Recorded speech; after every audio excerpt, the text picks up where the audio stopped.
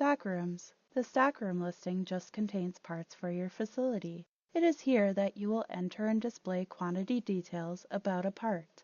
It is also used to adjust part quantities and move the parts between stockrooms.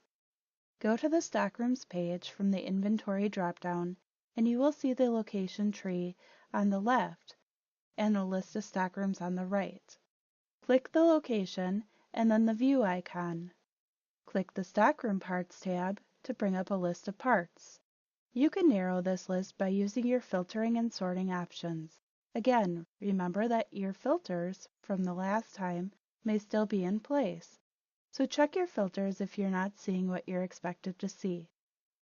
The Stockroom Parts tab will display a part's name along with the quantity information such as economic order quantity, quantity on hand, physical inventory numbers, and more.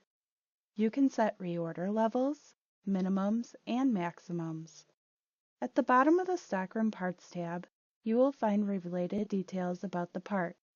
For example, you can see any work orders that have used this part. The Other Stockrooms link will show you where else this part is located. The Assets Were the Used link will show you where the assets are on which a part was used. The Vendors tab will show from which vendors this part has been purchased.